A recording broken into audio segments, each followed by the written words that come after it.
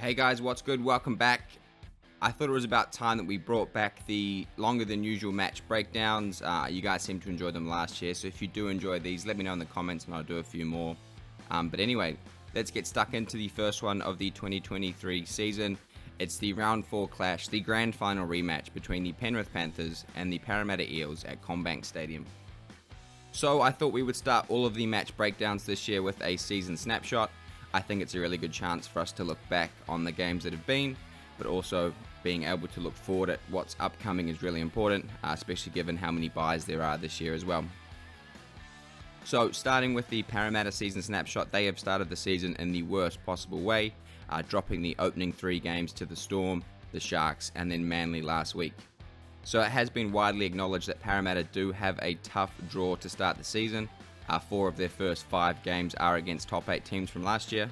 They then will play the Tigers and the Bulldogs in rounds 6 and 7, and potentially that game with the Tigers, both sides in that game could be 0-5 to start the season. I think that's a real possibility. As for the Panthers, they enjoyed the bye in round 3 after losing to the Broncos in the opening round and then beating Souths in round 2.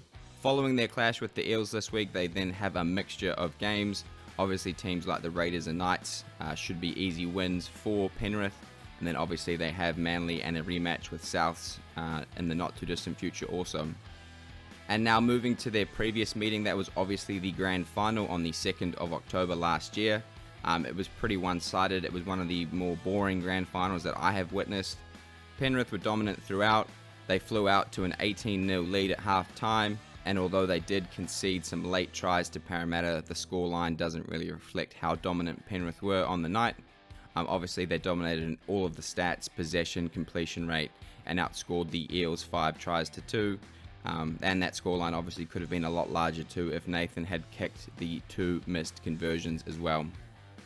And now looking at the 2 sides named to start in this one, the Eels are boosted by the return of Ryan Matterson, who is back from his grand final suspension after missing the first 3 rounds.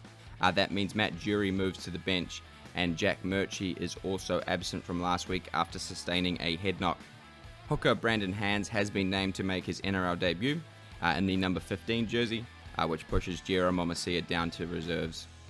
Also, Regan Campbell-Gillard is free to play this week after taking an early guilty plea to a shoulder charge offence and paying the $3,000 fine.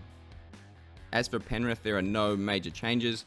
Scott Sorensen sustained a head knock but has returned from that, so is named at number 15, which sees Matt Eisenhuth drop to 18th, and that's the only change to the Penrith lineup that beat the Rabbitohs back in round 2.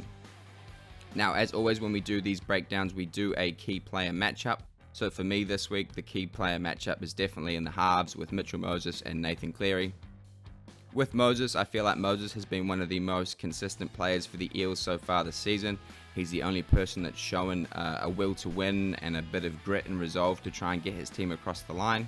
He obviously scored 2 tries in his 200th game and was obviously instrumental in helping peg back the Sea Eagles last week. He's averaging 488 kicking meters per game, 2 try assists, as well as 2 line break assists across 147 touches of the footy.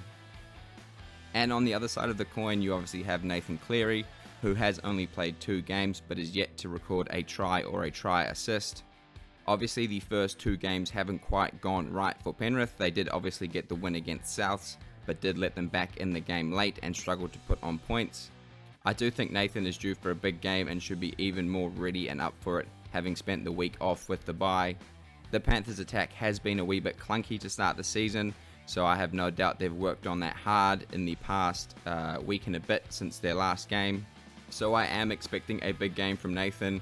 I think even more so given the history between the 2 clubs, obviously the grand final, and Parramatta being one of a handful of teams to beat the Panthers in the past couple years. So great matchup here. Both 2 very good halfbacks that go a long way to deciding how each of their teams performs. Looking forward to it. Hope you are too. Thanks for watching. We'll catch you in the next one. Let me know if you want to see more of these. Obviously, I enjoy doing them and making them, so if you enjoy listening to them, by all means, let me know in the comments below. Always keen to hear your thoughts.